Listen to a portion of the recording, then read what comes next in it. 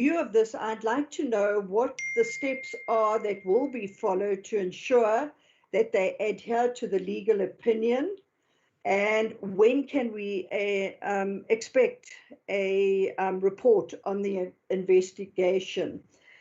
And then the steps that will be taken, that the DG and the Minister have spoken about to take us forward. I'd like to know what these steps are, how they differ from the steps taken pre-COVID and the steps that will be taken post-COVID, and how it will impact the current policies.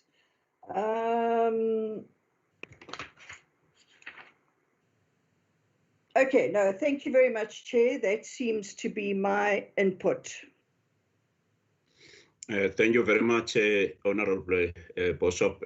On the issue of the National Lottery Commission, though you'll get an answer from the DG, but from the committee point of view, we will ensure that we invite NLC together with the department. It's going to be part of our program for the next term, which is the third term program. But I'm not saying the DG must not respond to your question, but I just wanted to indicate not only on the issue of the investigation, but also generally, also on their performance and the distribution of funds generally. Honorable Dango.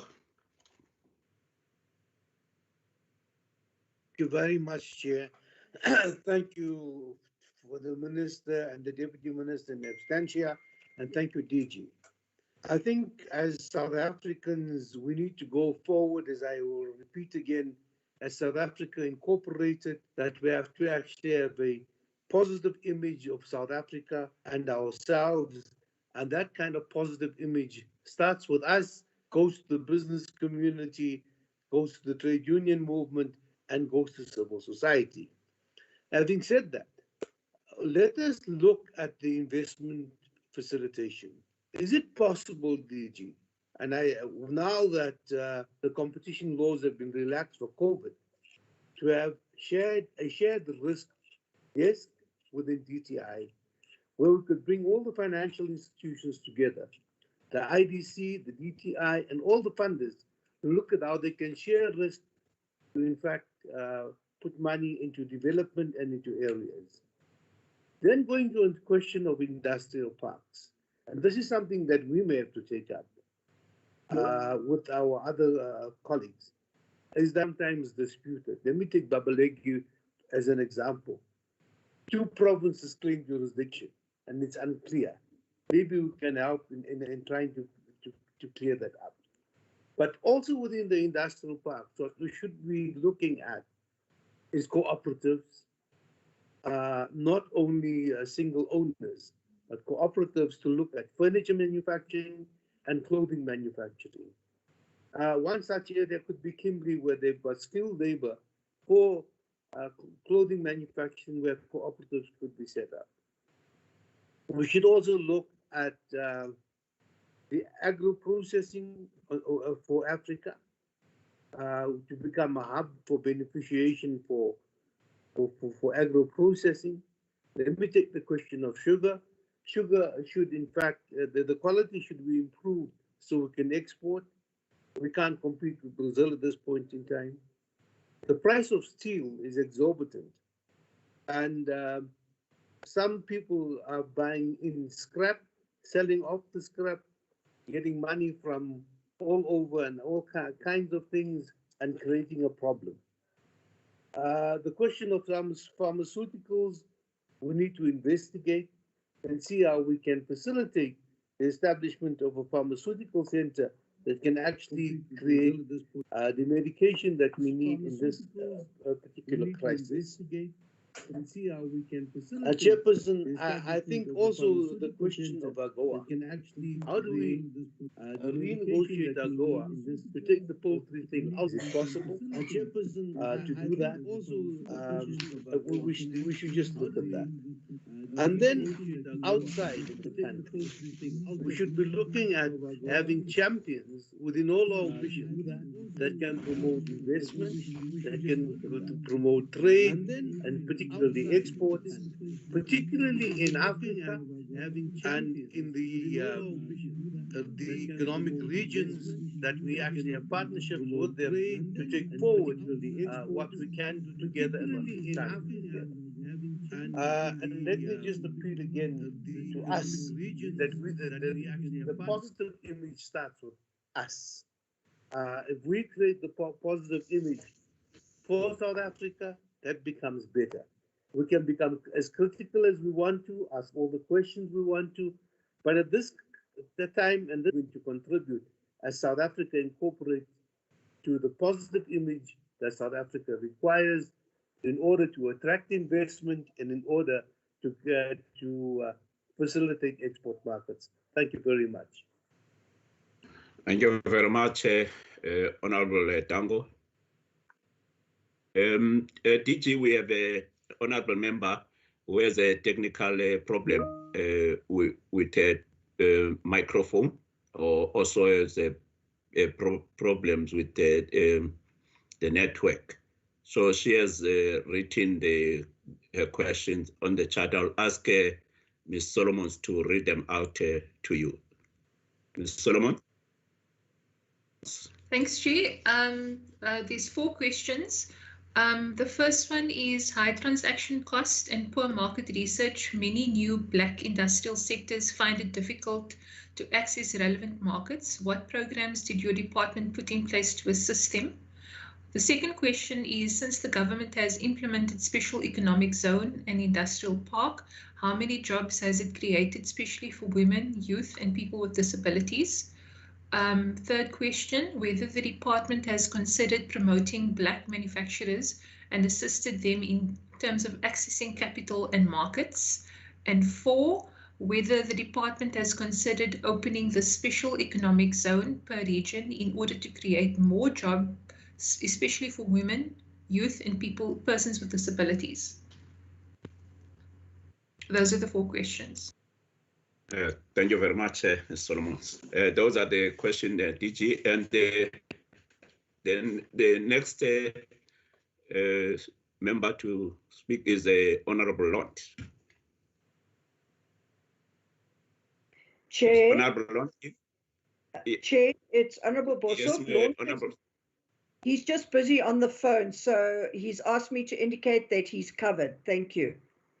Oh, thank you very much. Honorable Moima. Thank you, Chair. Let me also start by appreciating the context that was provided by the Minister and also the presentation as made by the DG. I think from the presentation, there was a clarity in terms of how the funds have been shifted within the department and how is the department repositioning its resources to respond to the COVID-19 pandemic, and also how there will be shift in terms of government policy objective to stabilize public finance, and also the fact that there is a clear wide downward revision by the department in terms of its spending plans. Of course, it is painful that the revision downwards is almost 1.7 billion to 8 billion. Of concern to me, Chair, is Program 4 and Program 5, no, Program 4 and Program 6. Particularly what informs the 17% cut in both programs, Program 4 and Program 6. Which clearly, in terms of the presentation made by the DG, is the biggest in terms of a comparative analysis with the 10 programs that were presented to us. More so given the fact that program 4, which speaks to the industrial competition, it has its focus on the need to develop manufacturing and related sectors of the economy to contribute to the job creation, of which the DG and the ministers paid emphasis as one of its key contribution to the outcomes of the medium-term strategic framework. Program 6,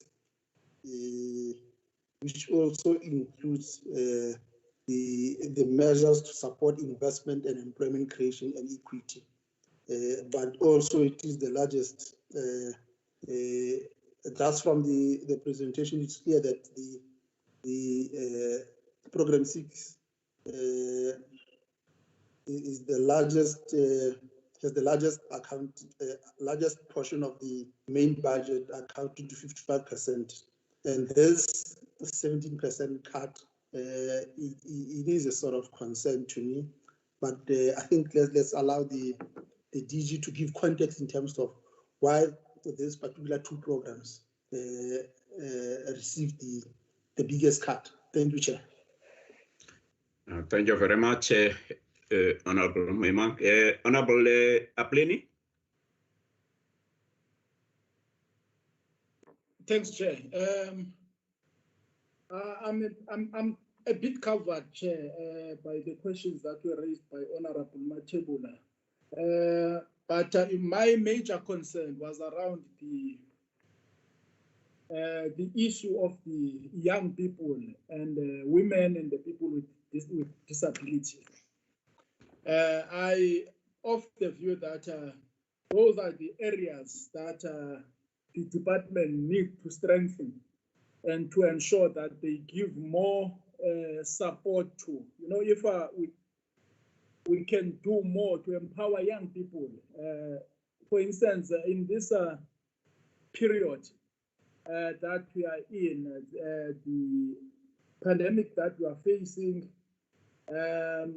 what we really need to do is to ensure that young people are being made argument is running to ensure that they are being empowered. Most of these things, they happen around the townships, the urban areas. If you go to the rural areas, you'll find that these departments do not make necessary preparations to make sure that they are able to reach rural areas, make awareness in those areas about the programs. For instance, you have in East London, you have ECDC, which so many people around the villages around East London, King Williamstown, they are not even aware of. So that was my major concern. I think one of the questions that Honorable Matebula has raised are covering most of what I wanted to talk about. Thank you, sir. Thank you very much, Honorable Apleni. So okay. Yes, I don't know if oh, thank you very much. I don't know if Honorable Tim is in. No, he's not. He's not in, Chair. Okay. Are there any other members that are in and have not called out? Not. Okay. Mama Rekhani is attending, I think, the Finance Committee meeting. That's the message. Oh, yes, the Joint Standing Committee on Appropriation. Yeah. No, thanks very much. Yes, Honorable Apley.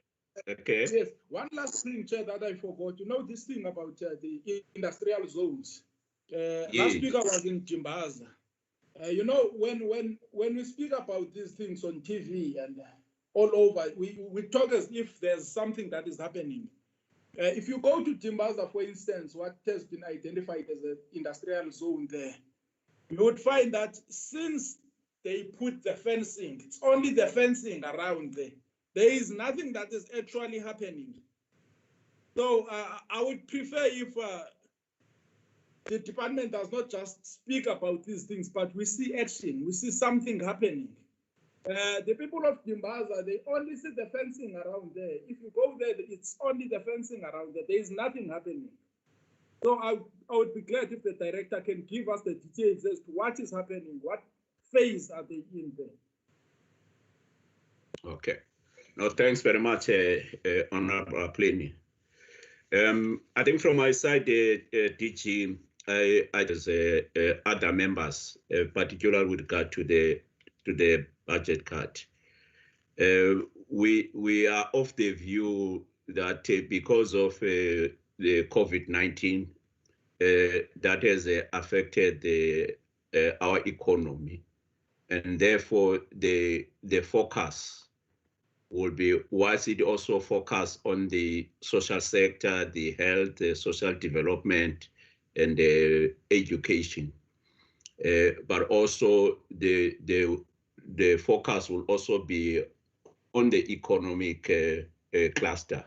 And therefore, the reprioritization of budgets would favor also this particular department, instead of cutting from this department, which we believe should be also at the center of a recovery plan for the economy of the country. So it is a bit disappointing that there is a cut on a department that should have a responsibility of ensuring a recovery of the economy of the country.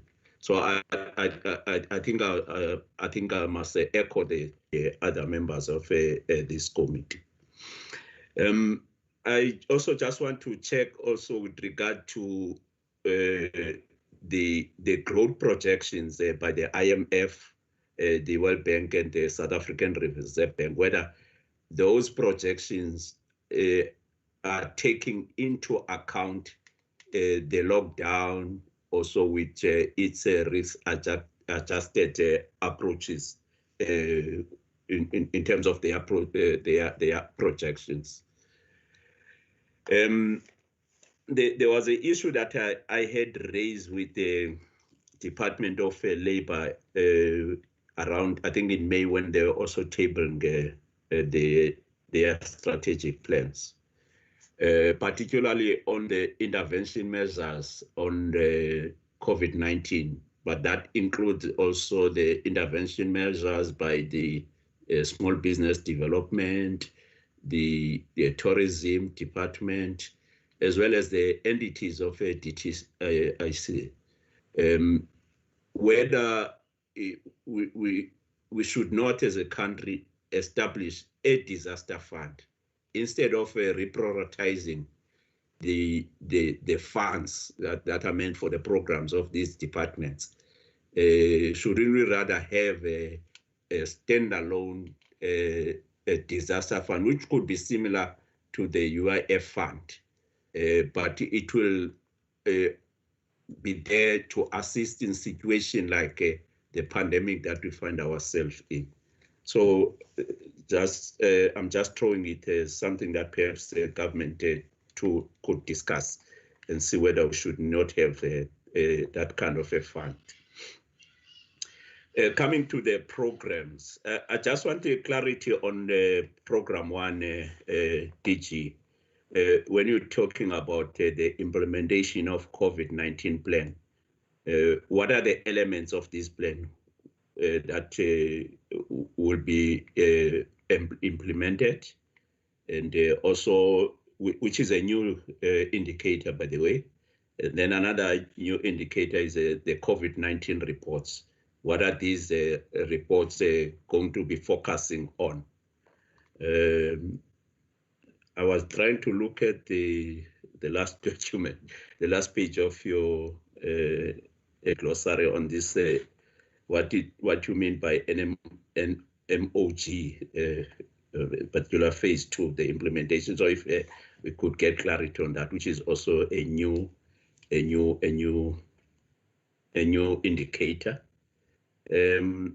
On on the industrial park, I'm happy that you say nationally you'll be playing an active role, particularly with the establishment of the SEZ that will be based at the IDC.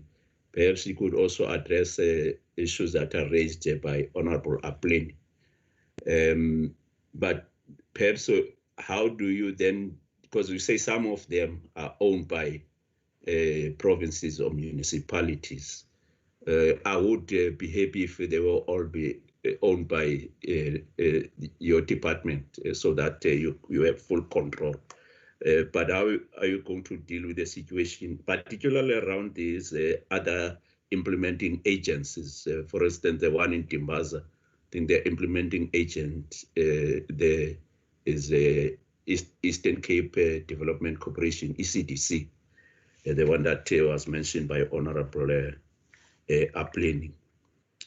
I agree with Honorable Aplin. I think at some stage we need to be provided with a full report on the status of each of the 27 industrial parks. There are a few here that have been mentioned, but even there it's just the allocation of funds.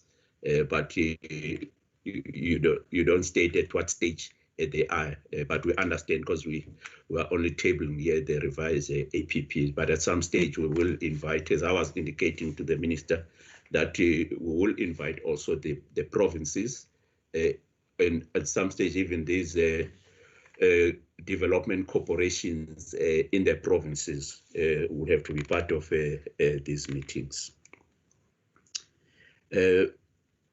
There's also a program on the provinces. I think whilst we appreciate that particular program that highlights what is happening in the provinces, the challenge is that you have a program that does not have measurable objectives. It just highlights the projects, the digital hubs, and all the other projects. We won't be able to be following those in terms of checking the performance of those. I wish that they should just be part of the other 10 programs of the departments, so that the department also, when it reports on those projects in the provinces. But also the digital hubs. I'm not sure whether when you say the hubs and you identify the areas in the municipalities, Buchwabelo and others, whether it's only for that particular area or the hub is broader than just that particular area.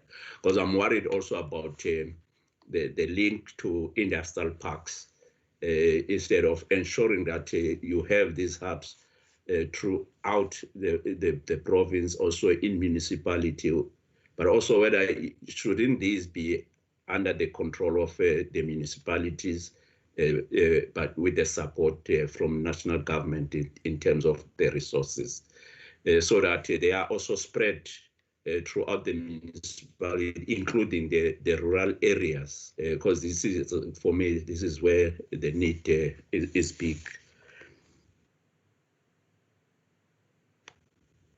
And also, perhaps currently, what is the role around these particular digital hubs of the department, DTIC? What role does it play? And also, because you were saying that the Minister of Small Business Development would be the champion. Currently, what is the role that is being played by the Department of Small Business Development on this, financially and otherwise? So if we could get a clear role of the two departments.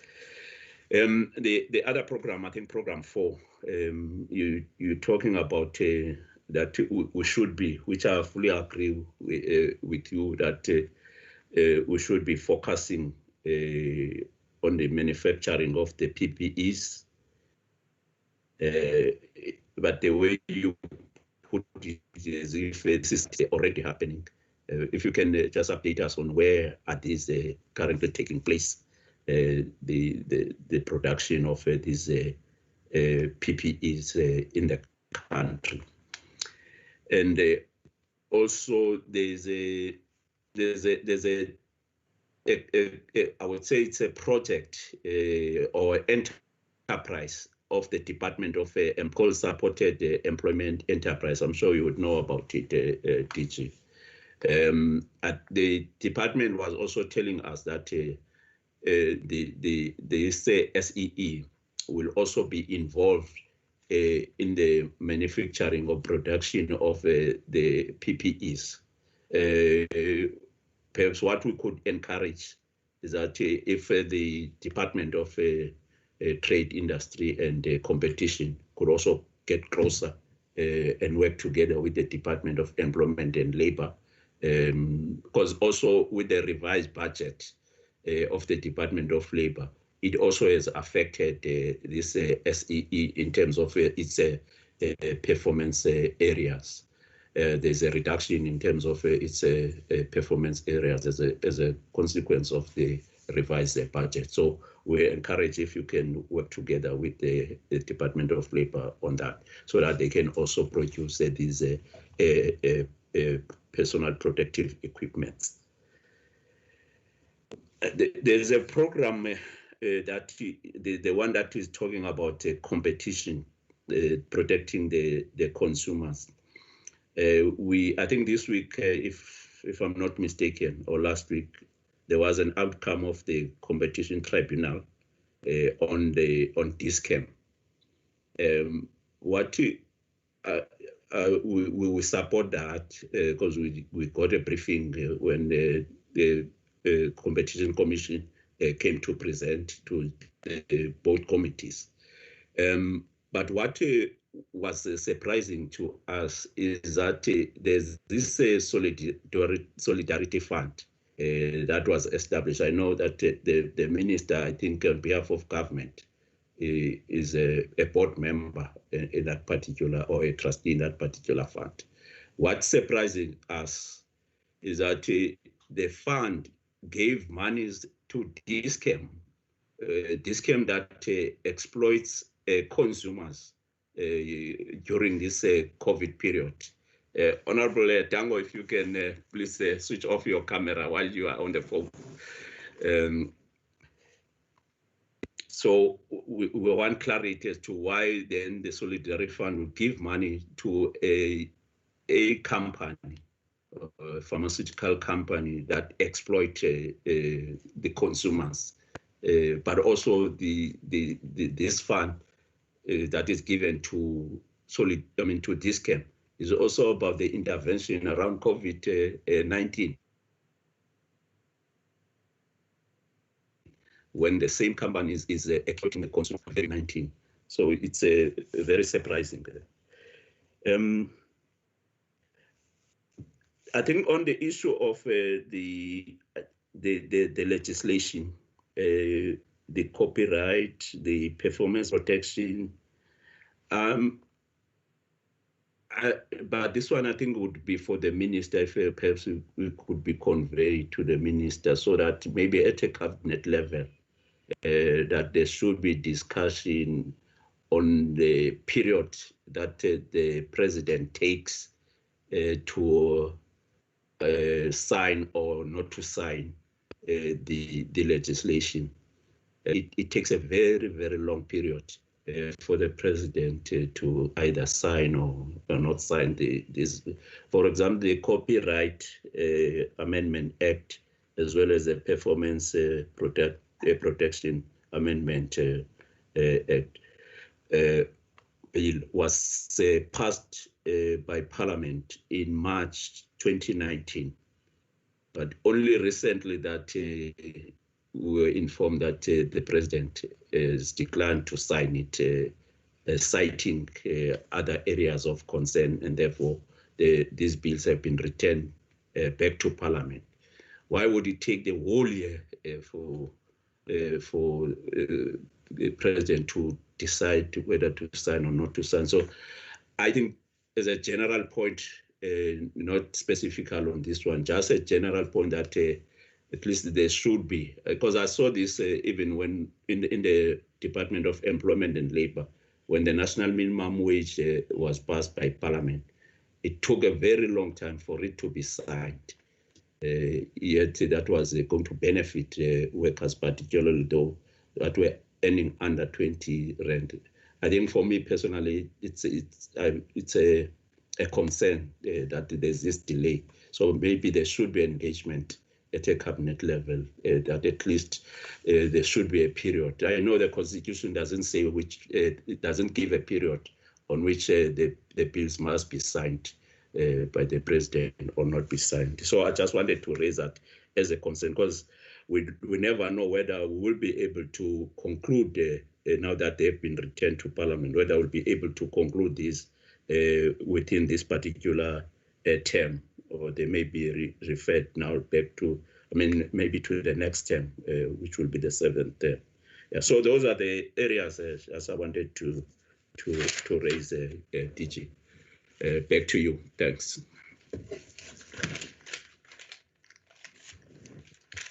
Chair, thank you very much for a very comprehensive set of questions, and I hope my colleagues can come in to assist me, because as you know, I usually adopt the rule that I answer the easy questions and leave the difficult ones to the DDGs, but these are all very difficult ones.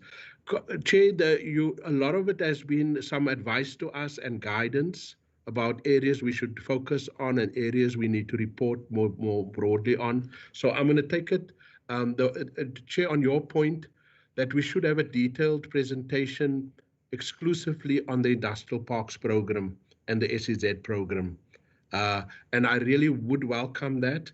And also, as you say, let's, if we can, because now with the digital meetings, we invite the managers of those, DFIs, you know, the Eastern Cape Development Corporation, the provinces as well. We're doing the same in Minmec, because as you know, with these industrial parks, they are not only, they are all, each one of them are owned. So Botshabelo is owned by the Free State Development Corporation. Dimbaza is and Vulindlela is owned by ECDC.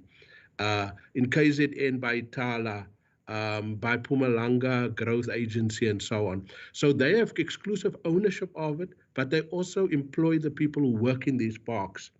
But also, they also collect the rents that are paid in these parks.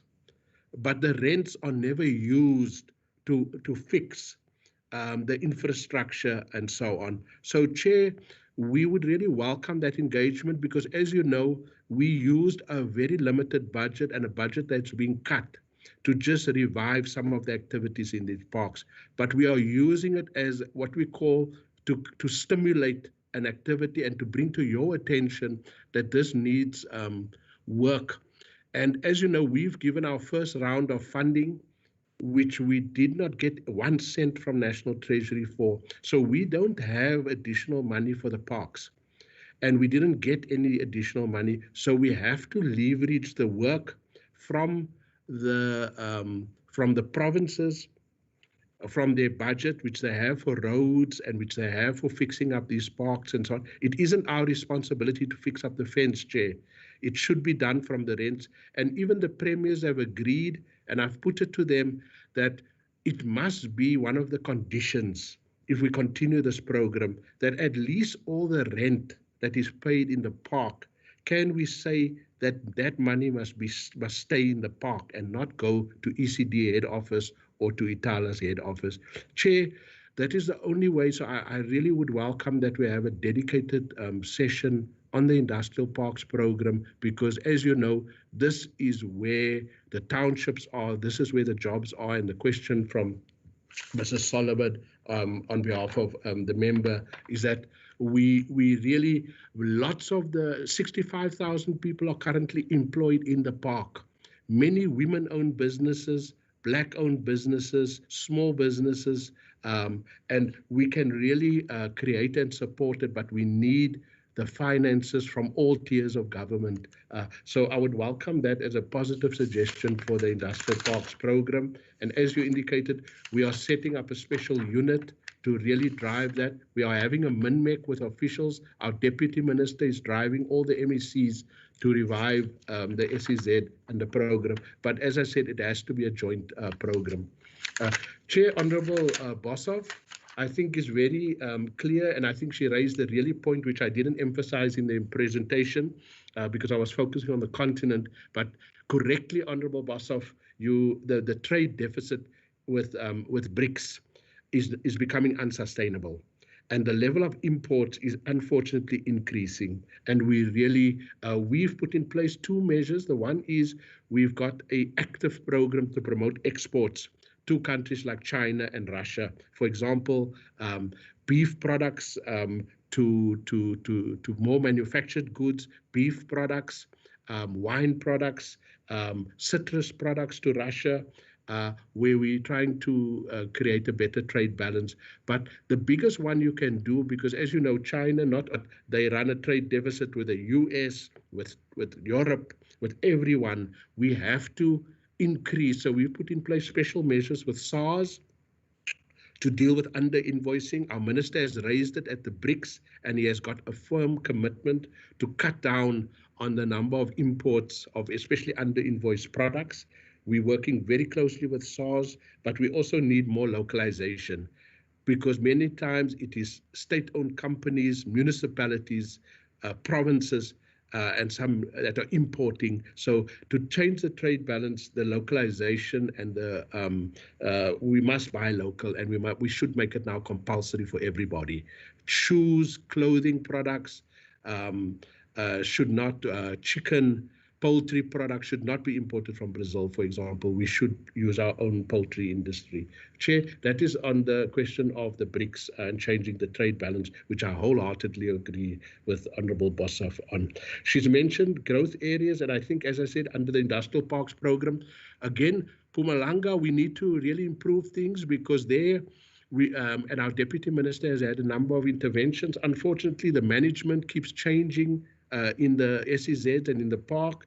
The boards are fired and so on. We really need to stabilize the management and the leadership there, but we are working actively to get the industrial park and the SEZ in Komazi moving, but we will give a detailed report, Honorable Boshoff, and give it special attention. And as I said, Honorable Boshoff has rightly mentioned, two industries. Mpumalanga is sugar, and furniture and forestry is big industries, and we will be prioritizing that.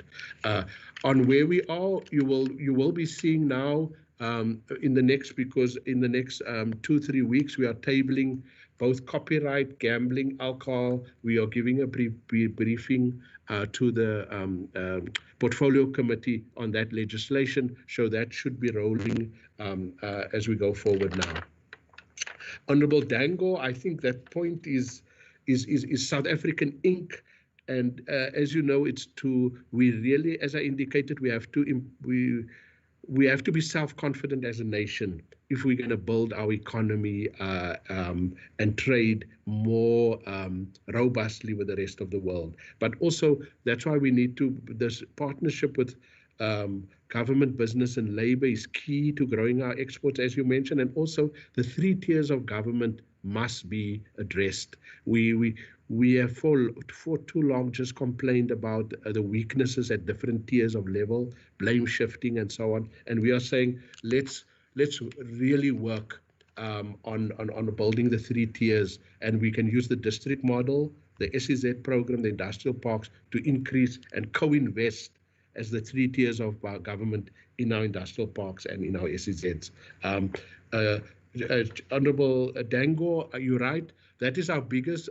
You mentioned the example of Babalege, Hammanskraal, because here the parks, and it's same in Mpumalanga, the parks is owned by Northwest Development Corporation, but it falls under a province which doesn't want to build that park because they say they are adding to the assets of the Northwest Development Corporation. So everything is at the standstill. There's no infrastructure taking place. So that political problems has to be resolved, and we hope we can use this like we've done all the other log jams. The COVID could give us the grounds where we quickly now resolve those things which is outstanding for 10 years or more. And I welcome that. And as you say, created during this period, and agro-processing and so on. Honourable addressed the question which was asked on behalf of the member by Ms. Solomons about the, as I said, you will see we have a special program for young people, and that's why, Honourable Khai, I addressed hubs. We will give a comprehensive report, but the intention is for every district to have a digital hub. We want to say, and our contribution as DTIC, would we say, why don't we also then have one in every industrial park? And we create it in all industrial parks. And we are highlighting it just to bring to your attention that we can become the champions of these parks, but it's an easy way. There is a developed model which small business has, where it's a quick way to create employment for young people, for women, for disabled. And so we wanted to, just so that it's on your radar screen, and hopefully with Department of Small Business, you can take a presentation on this. But the president was really keen that we develop it in every district. We develop a digital hub for young people, for women, and so on. Chair, if I then go to Honourable Moimang, and really to echo what he said and what you've said, we had a long debate with at the official levels around where the budget cut should be and how it should be managed. And we, as I said, we said that we need to preserve our industrial base, so we can't have cuts in the area of industrial financing, and especially on our manufacturing sector. But as you know, the way they've targeted these programs is they took the route of a haircut, where they just did it across the board, across all departments and across all programs. So there was not saying this one is strategic, this one is necessary, because of the size of the budget cut. And as you know, the tallest trees catches the wind. Our biggest program is our incentive program. And that's where all our money is. That's where the 7 billion was. And therefore they thought, well, let's cut the 7 billion and we just leave you with 5.6 billion. And unfortunately, it is where the heart of the DTI is. So, but as I said, well, hopefully when you have these debates within the legislatures, NCOP and in the National Assembly, we need to create a much more strategic approach to the way where the budget cuts takes place, Chair. But as you know, this period requires, as you know, after the Great Depression in the US, Roosevelt introduced the New Deal to revive the American economy. And within 15 years, they had done so, but they put massive expenditure into their infrastructure program. They built dams, airports, public works programs, minimum wage, and so on, and they revived the US economy. Europe was destroyed after the Second World War. They had the Marshall Plan, which was a massive $1 trillion investment to revive and rebuild the infrastructure of Europe. We need a similar program if we're going to survive COVID. And that's why the President's infrastructure program is going to be our only way out of this crisis, is to rebuild. And as you know, we've already had 100 years of neglect of black areas of this country. So we need our own Marshall Plan, and that one can be, and so I agree with you, we need maybe something like you mentioned, a disaster fund, a rehabilitation or revitalization fund, or infrastructure fund to drive our growth period. Chair, Honourable Moimang also mentioned especially Program 4 and Program 6, and I really thank him for the attention to, you could see those are the heart of the DTI's program, and you've correctly identified we've been cut where Minister says where it hurts the most, and that's why we've had to quickly adapt. So we're going to work much more closely with the banks, and we've already had discussions with ABSA, FNB, RMB, Standard Bank, and then also immediately after this session, I've also got the DFIs, IDC, NEF, where we are looking at combining now our financing so that we can still have a substantial impact and so on. But as I said, it is going to have an impact, the budget cuts. Honorable Apleni, I think you're absolutely right. And as you know, we only did the first phase, or we're busy, and in some places we're moving to the second phase, but we have insufficient funding. But we absolutely agree with you, and we've set up a forum now with all the DFIs, with your provincial DFIs, with ECDC, with the provincial departments and so on, which we call the Industrial Parks Association, where we are trying to see how we leverage jointly the funding. And we've now got it right in a few provinces where we've said to use our money effectively of the costs for some of the infrastructure and so on. And then if we can get the province to put in 50%, we can hopefully induce them to make some investment in these industrial parks. So that is our program. And then, as I said, we've got also agreement from the KZN Premier. He has agreed to that program for Itala, for the rentals of the parks now to be used for internal investment. So we could, if there is enough political buy-in, we could try to expedite the work in Dimbaza if we get close cooperation from the province, from the municipality, from the ECDC, and then we will definitely be able to then persuade the funders, our finance team, to put in money into that industrial park as well.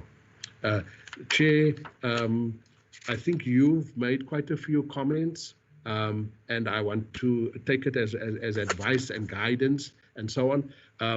Just on the question that has been asked about by Honorable Boshoff and others, if I can turn to matters outside of the APPs, the question of the national lotteries, I take it that you will be seized with that matter quite soon, because I know it did come up in the portfolio committee, and I think in the next portfolio committee or so, this matter is going to get dedicated attention. We will definitely accept the invitation if we are invited with the National Lotteries Board to be able to address you on this matter. And I know they are willing to do it. We are willing to do it. On the question of our own investigation, as you know, normally investigations must be done by the board, and because that is the accounting authority. But in this case, we have asked, the minister has requested the accounting officer to do an investigation into the national lotteries, into one of the staff members, which have been accused of nepotism and fraud. So we, Chair, I can report now, we did commence that forensic investigation. That report, and that is why I'm also in office today, is because that report arrives today. So we will get sight of that report.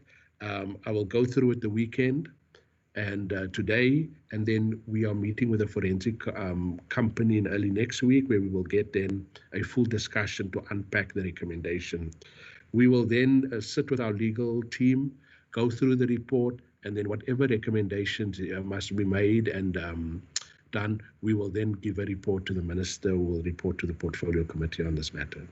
And as I said, we will then update you at the appropriate time when we appear before you on what is happening with regards to that investigation. Chair, on the question of the Solidarity Fund, I think that question, as you know, the Competition Commission and all our agency, we act without fear or favor, and therefore Dis-Chem, if they abuse their dominance and they had a price raising, we have acted. But the question of the Solidarity Fund, as I said, maybe I will. You can. We'll ask the minister or the Solidarity Fund around their criteria or otherwise for funding this scheme, if that is the case. And so, but as I said, I'm not aware of the details of that. Chair, your other points is well taken, and we will definitely, if I give you just a short update, but around NMOG. That is the big word for National Macro Organization of Government. That is when they cut down the number of departments and the number of ministers. So the president said, we must reorganize the state now. So for example, we had to merge DTIC and DTI and EDD. And so we're in the second, we've completed it very successfully. We've integrated very well.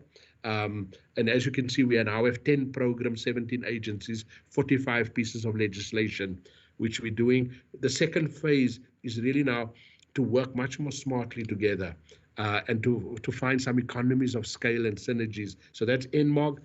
On the health protocols and the NMOG, so there's two parts to that indicator. The one is, as you know, the world of work has changed because of COVID-19. It is now digital working, people remote working. So a large part of our staff work from home, and we needed to roll out all the IT equipment like you can see had happened to Parliament. Everybody has to have a laptop now. They have to have the 5G or 4G. So we needed to invest heavily into that, into properly remote working, get our licenses with Microsoft Teams, and so on. So that's the one part. The second part is our campus itself. Employs over 2,000 people here, and we house a number of departments and entities, and we needed to, we have been advising all the manufacturing companies to ensure that they are COVID friendly, that they put all the protocols in place to reduce the rate of infection. So we've led by example. So we've already put in place, and you can, anybody walking around the campus, you can see everybody, there's hand sanitizer, there's social distancing, the desks and the workplace has been reorganized, and so on, because we still need, some services still need to be done from here. So we've arranged for 1/3, not more than 1/3 of staff to be only at the campus at one point in time, so that we can observe the social distancing and so on. Unfortunately, still we've had 6 cases, and then we had to act immediately to try to deal with that problem. But that is that indicator, because we're working also with the whole of industry to ensure we have proper, so we deal with COVID, and the safety of our staff is a priority. So that is that indicator. Chair, I think that covers most of it, but as I said, we will be giving more detailed presentation on each of those new areas. So we will be updating you on, as I said, industrial parks, SEZs, continent. We will also bring to you the latest developments, as you indicated, with regards to the legislative program. So we will be before you very soon. You've raised your questions, and I agree with you on the question of copyright. As I said, the president there was a big, the legal people have only reached their agreement, that they have now reached a consensus. There are a few areas, or two areas specifically, where we could be constitutional challenges, and we better fix that if we're going to improve the copyright legislation. So it is after all the legal work was done that it came to the president, and he had to make a call. It is not true that it is because of all the other sort of lobbying that changed this decision. He was motivated by the real problem of one or two, especially the retrospectivity clause, could be vulnerable to constitutional challenge. And it's best for us to have a legislation which can survive and withstand a constitutional challenge. Chair, if I can leave it on that, a note and so on. All other ones we will then try to address in writing. Chair, to you. Thanks.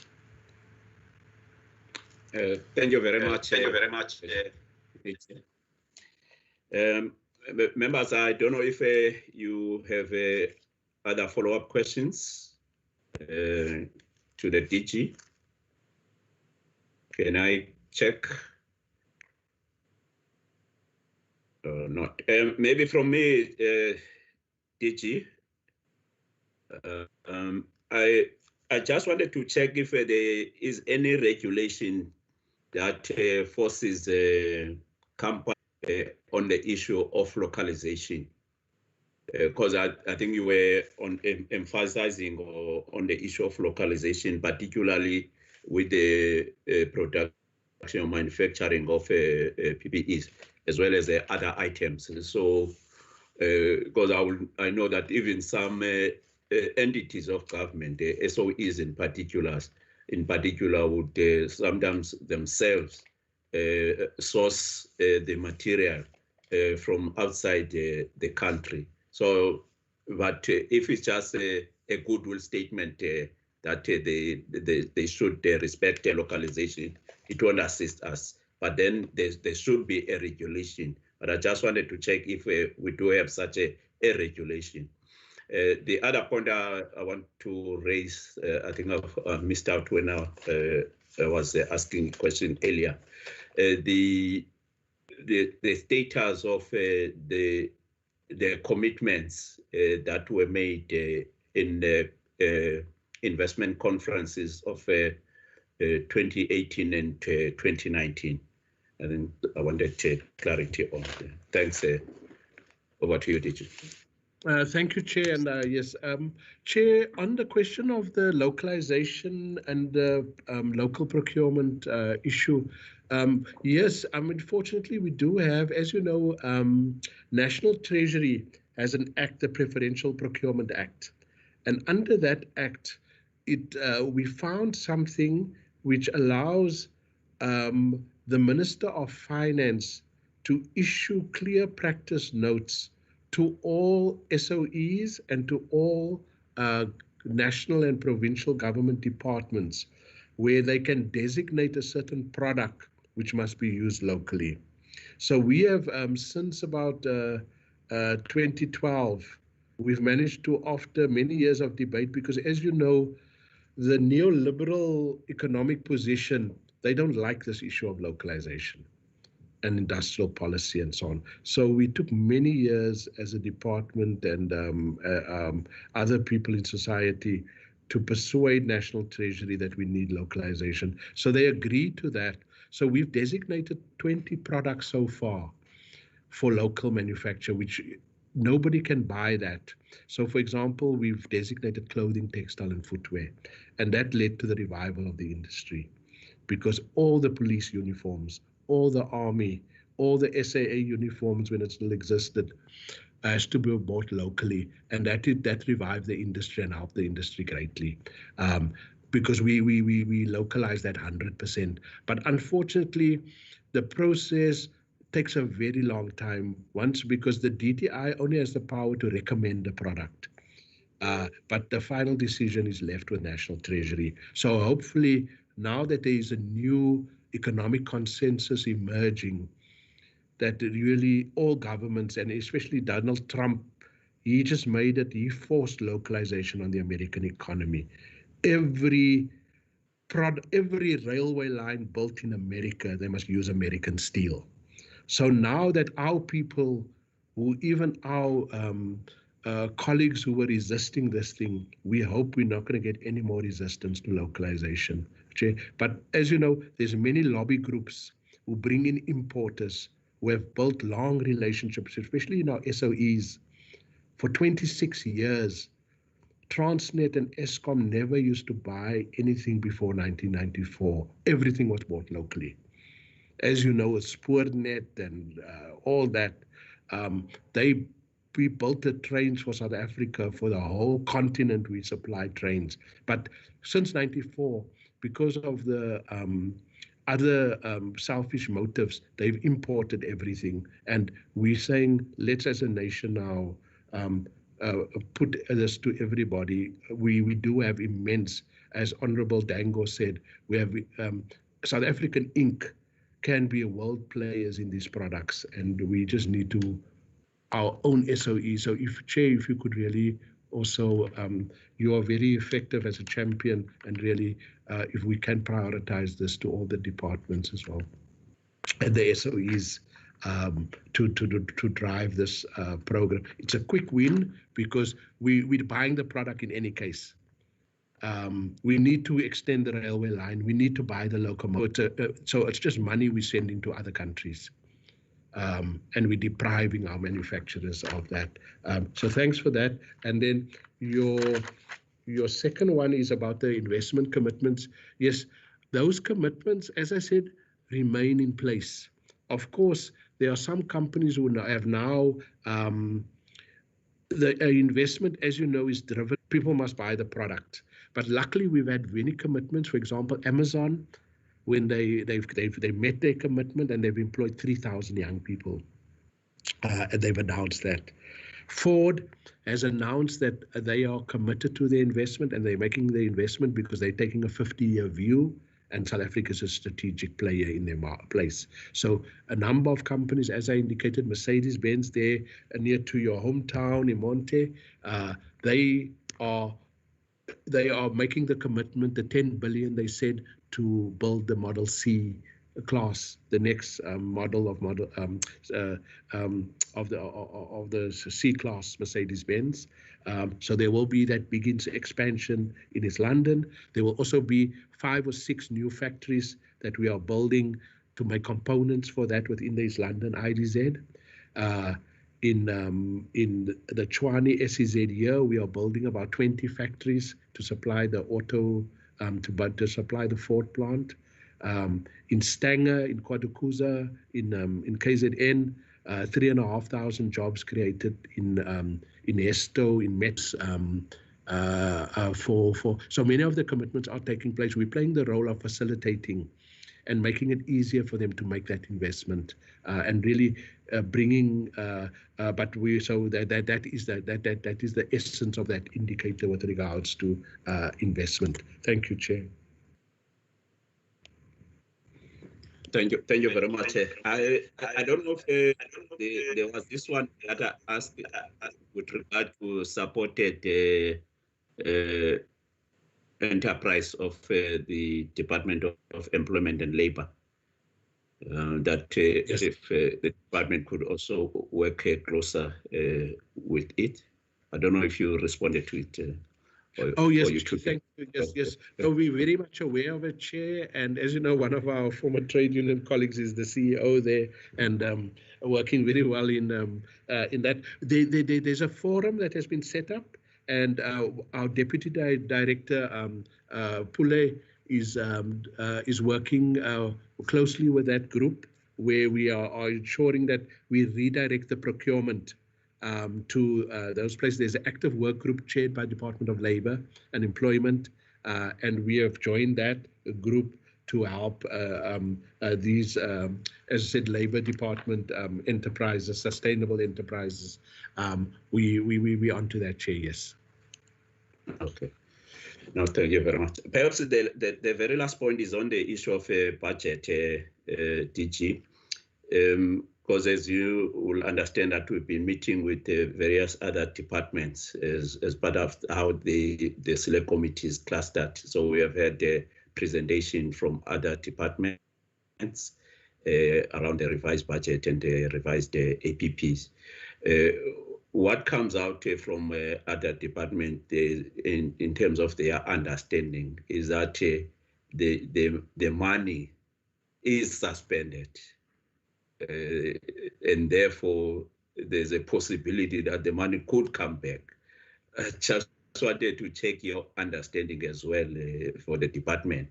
But also linked to that, there's this talk by the Minister of Finance that the country should move towards a zero-based budget. And therefore, what does then that mean for the MTEF? Those plans that are in the strategic plans and their funding. That would be the last point. Thanks, Chair. Very big issue, and as you know, that is the debate of the moment. Chair, the only contribution we want to make is that we the challenge our country faces, and as I said, we agree with the proposition that the state must play an active role in building the economy. As I gave the example about the New Deal, the Marshall Plan, every government that has been successful, the state plays a big role in stimulating growth in that economy, the entrepreneurial state.